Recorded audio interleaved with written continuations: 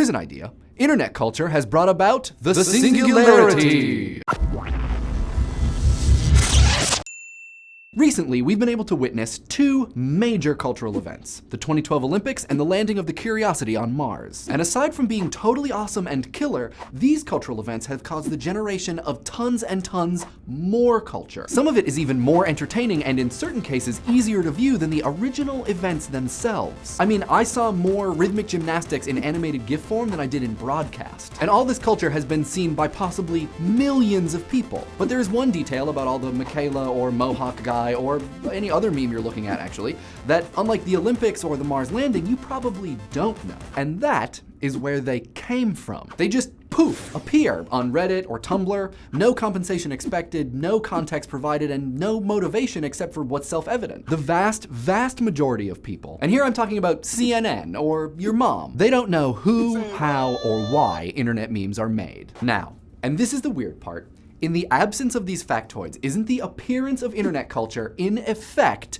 an automated process? Because if it is, then, oh boy, you got yourself a singularity. There are actually a bunch of singularities, but the one that people are the most familiar with is the technological singularity. Sci-fi writer Vernor Vinge coined it to describe a time at which technology could essentially create better versions of itself. Central to the singularity is the idea of artificial intelligence. Basically, computers and software decide to build better computers and software, which decide to build better computers and software, and so on and so on and so on, until we have to send Arnold Schwarzenegger back in time to protect John Connor. It's like a whole thing. And because humans aren't involved in that improvement, it makes us, well, actually, we don't know. Infinitely self-generating technology could bring about any number of things. World peace, a post-scarcity economy, a government run by vacuum cleaners, who knows? Post-singularity is a time when, because the intellect required to conceive of it is so beyond our own, we can't really be sure what happens. Now, I'm not saying that internet culture is gonna bring about world peace or a future where Will Smith has to save us from the vacuum uprising. What I am saying though is that many of internet culture's features really look a lot like the singularity. Like a kind of cultural singularity. Using the technological singularity as a model, the cultural singularity would be a point at which where culture is able to create more, better culture automagically. In a post-cultural singularity world, culture would become increasingly varied and self-referential, not to mention more complex in both its construction and execution. It would show up and improve at a constantly increasing rate. And while this stuff is generally made by communities of people, their output is usually the result of simple rules or code. They're acting like a computer, and as the community computer grows, so too does their processing power. Like compare the internet stuff made during the 2008 Beijing Olympics and the Olympics this year. There was a huge increase in both quantity and quality, which will only continue to grow. Ray Kurzweil calls this the law of accelerating returns, and it means that by Rio 2016, we're gonna have an infinite number of track memes. Now I know what you're thinking because I ate your brain and gained your knowledge. First, it's not culture which is making culture, it's people, you dum-dum. It's true, you're right, but think of it this way. The community of people which make image macros and other stuff, some of whom I'm sure are watching this video right now, so you guys are awesome, essentially behave like an automated process. Sometimes in response to events and sometimes not, sight unseen, this community generates media which for most of us just appears somewhere with no indication other than our inherent knowledge that a human was involved in any way. I mean, seriously, if I told you that Watson was responsible for these images, could you prove me wrong?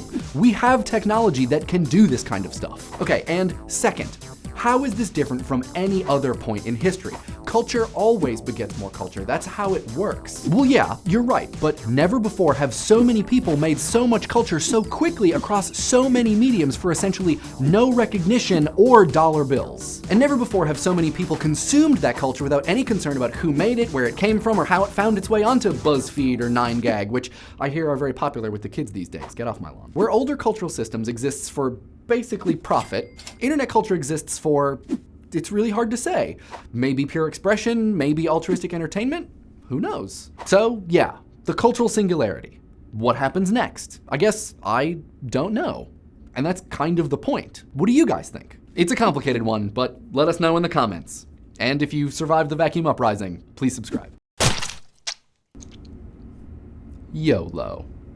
Let's see what you guys had to say about Nic Cage. Seal114 asks a sort of chicken or the egg question about Nicolas Cage's acting career, and much like the famed Zen koan of what is the sound of one hand clapping, there might not actually be an answer. It is unanswerable. Okay, L5 Animations, we'll brainstorm.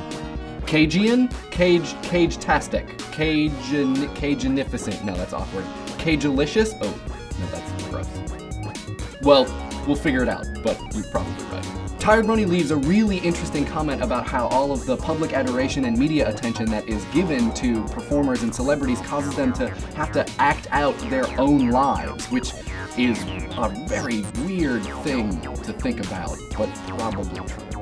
Insert witty reply. Jeb Gavin points out that Nicolas Cage might not actually be able to be as weird as he is without his celebrity lifestyle. A bunch of other people also pointed out that he accepts the roles that he's given because he is in crazy amounts of debt, which are two very interesting sort of colliding points.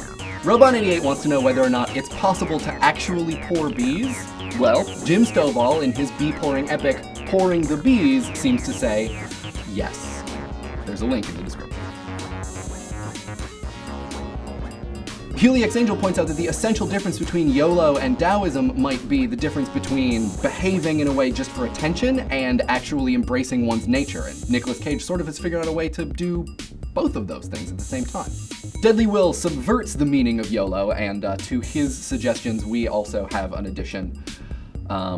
Keep the windows open while you're painting. YOLO.